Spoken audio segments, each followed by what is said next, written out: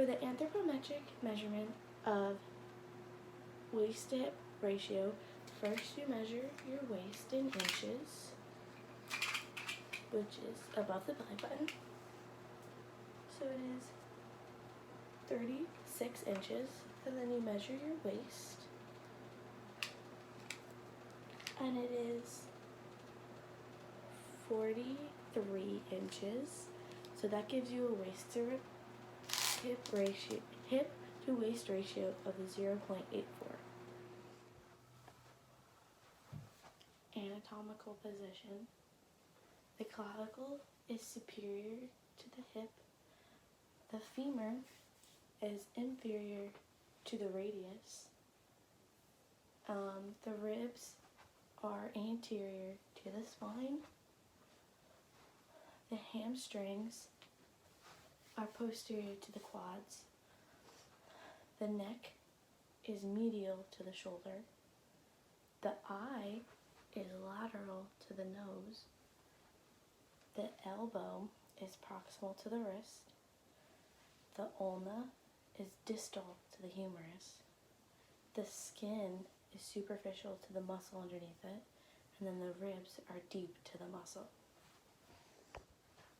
So the three planes are sagittal, which cuts us in right and left halves, frontal, which cuts it in anterior and posterior, and then transverse, which does superior and inferior.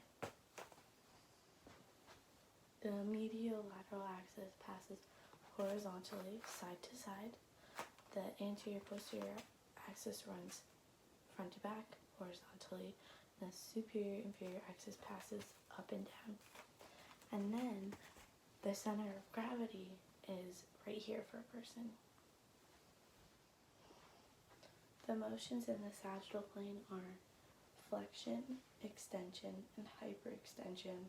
Hyperextension is past that 180 degrees that extension is, and then there is dorsiflexion and plantar flexion.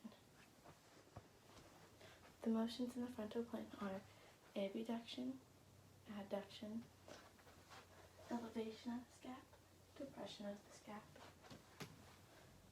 eversion of the foot, inversion of the foot, and then lateral flexion. The motions in the transverse plane are rotate to the left, rotate to the right, internal rotation, external rotation, protraction of the mandible, which pushes it forward, then retraction of the mandible, which pushes it back, and then pronation and supination.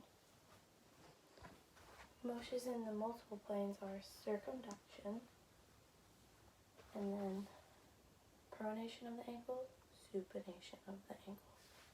Closed skill movement is a handstand. Open skill movement is throwing rugby ball.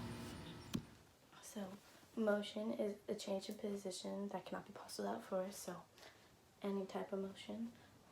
Translation is the motion along one of the X, Y, or Z axis. It's all the points of the system move at the same time in the same direction. So, and then rectilinear transition is part of the system moves in a straight line. Curvilinear is in a curved line. Rotation just occurs in the system and is restricted to move around a fixed axis, so just in a circular path like this. And then general motion is a combination of translation and rotation. It's the basic human movement that we do every day, whether you're running, walking, just being yourself, lying on the couch. That's it. A discrete movement is a somersault. A continuous movement is running.